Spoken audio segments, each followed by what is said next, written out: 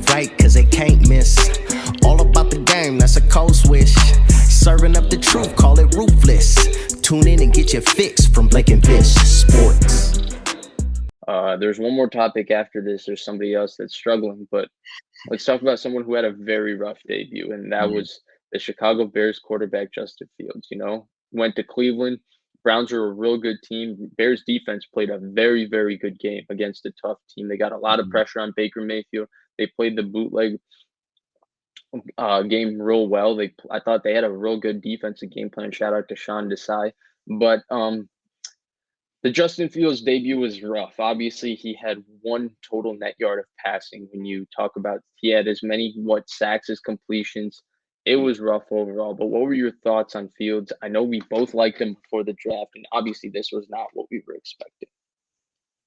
Yeah, I had a few main things because, I mean, there's probably 100 different ways you could spin this topic, right? But I had a few main things.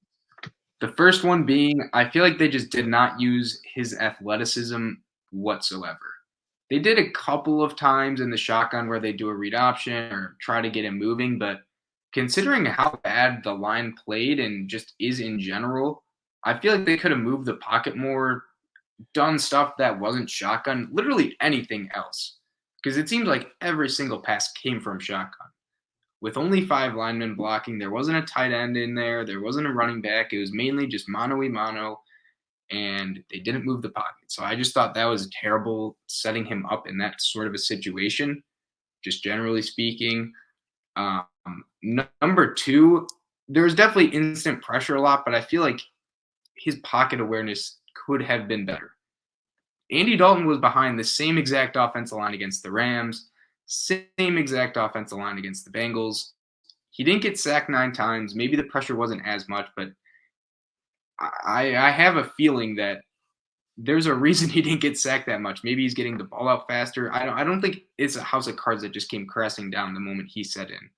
So pocket awareness, there's a couple sacks that unavoidable for him. Like, you just can't do anything about it. And other times he might have been trying to do too much. Not going to speculate, but the pocket awareness maybe could have been better at times. And then my last thing was the receivers were getting no separation at all. And maybe I should look at the all-22 for every single play to see if more guys are getting open. But it seemed like every single throw, the receivers were just completely covered,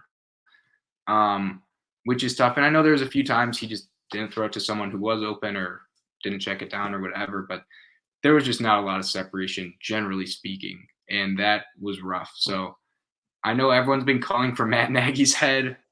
Everyone's been saying things about the offensive line, about Fields, about Dalton, but those are just my main 3 takeaways. And just I honestly think it's just sad for all these rookie quarterbacks and how much of an anomaly last year was, generally speaking, because all the rookie quarterbacks, even Tua statistically, were performing a lot better. And I think it has something to do with the defense not having as much preparation, but I don't want to speculate too much on that. But the quarterbacks this year have had a lot more struggles than previously. Yeah, so I agree with a lot of what you said. I just want to make a couple of quick points. One, Myles Garrett is unbelievable. He's the best edge rusher in football, and he showed out. 2, Jadeveon Clowney looks really good, or he looked very good in this game, so that's also a standout. 3, I saw a lot of flashes from JOK, Jeremiah Owusu-Koramoah, so that was cool to see. And 4, in regards to just Justin Fields, I agree with you on the pocket presence. I thought he ran out of a couple of pockets that were a little bit clean, and I thought he was at times a little bit oblivious to pressure. But that's probably the only thing I can say, because I have no clue about everything else, because Matt Nagy screwed him over. Their offensive line got their butt kicked. He had really no chance. It looked like no receivers were getting separation, so he had nowhere to go with the football. So that's 2 things. 3, Nagy didn't do anything to help him out. They had 2 design quarterback runs the entire game. Not ideal when you have a guy like Justin Fields, whose athleticism is top-notch in the NFL. I mean, outside of Kyler Murray and Lamar Jackson, is there a more athletic quarterback than Justin Fields? I'd tend to say no. I think Justin Fields is more athletic than every other quarterback. But we knew that Matt Nagy couldn't scheme up a quarterback run game, because we saw he did nothing for Mitchell Trubisky for 3 years, who was actually a very good runner, and he could never scheme up the quarterback run game. Mitchell Trubisky played his best football when Bill Lazor was calling plays, and Bill Lazor called an offense similar, which is something that fits his skill set, similar to what Jared Goff was running in with the Rams, where they were just getting him out of the pocket and moving him around and defining very easy half-field reads for him. There's a lot of things you can do for a quarterback to make life easier. I mean, look at what the Panthers are doing for Sam Darnold to make his life easier, defining everything on everywhere he goes with the ball and all of that. They did nothing. They did nothing to instill his confidence. They didn't get him easy throws or anything easy. They looked overmatched. It looked like I was watching an anemic Rex Grossman-led offense with the Bears, and I do have bad memories of having to watch that on Sunday, which is the best day. I can't even say whether Fields is ready. I can't even say whether Fields is good or Fields is bad, because I don't even think that game gave us any good idea of who he is or what he is outside of what we've seen in college in the preseason, because he wasn't given a fair chance in that game. So I am with people who are calling for Matt Nagy's job. I've called Matt Nagy before Adam Gase. Adam Gase, I mean, if you remember Adam Gase on the Dolphins, his record wasn't too bad. He had a couple winning seasons, led him to the playoffs. Similarly, Matt Nagy's record in Chicago isn't too bad, but it's rough. I don't think he does a lot offensively to help out his quarterback. I think he's hurt Mitchell Trubisky a lot, and I'm disappointed in what he did for Justin Fields, because it's not even, I know I love Justin Fields before the draft. I know I wanted the 49ers to draft Justin Fields. To me, it's not even about being right or wrong about whether Fields is really good, because we don't know that. I at least want to see him given a chance to show what he's got. Instead, he was just getting hit every play, and Nagy did nothing for the guy. Yeah, definitely. And I think one thing, too, that I think is a takeaway for kind of everyone who's demanded these rookie quarterbacks to come in is maybe sitting isn't the worst option. Now, this game might not be the best example because he was done no favors, but all of these rookie quarterbacks have struggled mightily, and it's very possible that they just can't get their confidence back. You see what happened with Zach Wilson, Trevor Lawrence, Fields now, even Mac Jones this past weekend, throwing the ball 50 times, a couple of interceptions, although not really his fault on some of them. But they've all struggled, and I think it's almost fair to say some of us have been a little wrong trying to quote-unquote rush, as some would say, or push these rookies to come in and maybe let Andy Dalton play for a little longer. I don't know, but I think that might be something, just looking back on it, that we could have been saying or could have not been trying to rush them in, if that makes sense.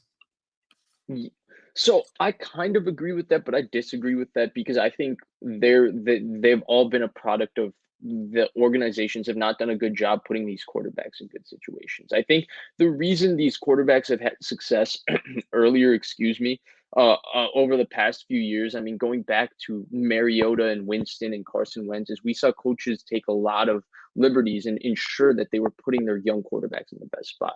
Bill O'Brien did a good job of that with Deshaun Watson. Not saying he was this all-time great coach, but he kept things comfortable for Deshaun Watson.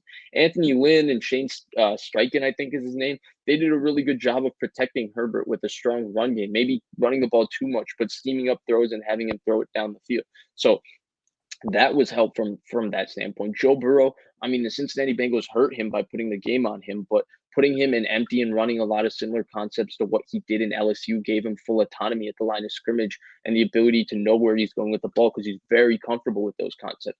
So from that standpoint, I think that those quarterbacks are in better situations. I mean, the Jets suck. There's no other way of saying it. Every good player on the Jets is hurt. They have played Vic Fangio and Bill Belichick, which is horrible for a rookie quarterback. Mike LaFleur does not look too great to me. They have nothing on defense. And Zach Wilson, what is he supposed to do? He has nothing to do. I mean, you look at Jacksonville. Jacksonville is terrible. Jacksonville is less talented at every position outside of quarterback than every team they face, and they're worse coached by far than every team they face. He's not like what is rough. Yeah. He's been What is rough. Trevor Lawrence? Yeah. I mean, Trevor Lawrence, has he played perfect football? Absolutely not. But do I think if you put Trevor Lawrence in a spot where you make things real easy for him and stuff like that, like what Carolina again is doing for Sam Darnold, do I think Trevor Lawrence could be playing that level of football? Absolutely, I do. Then you look at Mac Jones. I think he's more or less been put in good situations. The lack of weapons in New England has hurt him, and he played really well against Miami, and he's been a little bit inconsistent, not as good the last couple weeks. So we'll see how it turns out for him. And then finally, Fields, that was awful last week. I mean, yesterday, that was awful to see. So I think obviously, I think situation matters a good bit, and I think that if I think it's really a testament to how poor of a job these organizations have done so far, Mhm. rather than the rookie quarterbacks. Though I am with you in a sense that when you're the Jets and you're putting out such a bad roster and you're so overmatched against some of the teams you're playing with, like there might be a point where having a veteran quarterback take the beating for Zach Wilson might be a little bit helpful, so he doesn't get totally beaten up every game. And same thing, maybe a little bit with Lawrence and, to an extent, like Dalton getting beaten to a pulp instead of Fields maybe is better. I don't know. Yeah, I mean, honestly, for the Jags, the week 2, like, the line wasn't that bad. Like, he had time week 2. Now, I haven't seen his week 3 game, so I can't comment on that. Week 1 was bad. But I don't see the point of trading away Minshew for pennies when I feel like he, at minimum, could be a good locker room presence. The Jets didn't have a single quarterback in their QB room that had taken an NFL snap. I don't know how that's helping Zach Wilson at all. Like, even having a Dalton or, I don't know, like a Marcus Mariota, like literally anyone who has any experience, that would help. I feel like at least having someone like maybe not like a really, really good one, like for Jimmy G, is that helping Lance, not knowing if he's going to Hmm. go in? I don't know, but having like a journeyman or at least some veteran presence cannot hurt at all. Um, Forcing them to like learn from them. I mean, it's a vague statement, but I don't think having more experience in the quarterback room and making them quote unquote earn it more is going to hurt them in any way, shape, or form. And take quote unquote take a beating, as you said, like for Dalton in the past situation. Yeah. I mean, so I think that's more or less our thoughts on Justin Fields, his debut, and then an overall thing on all the rookie quarterbacks.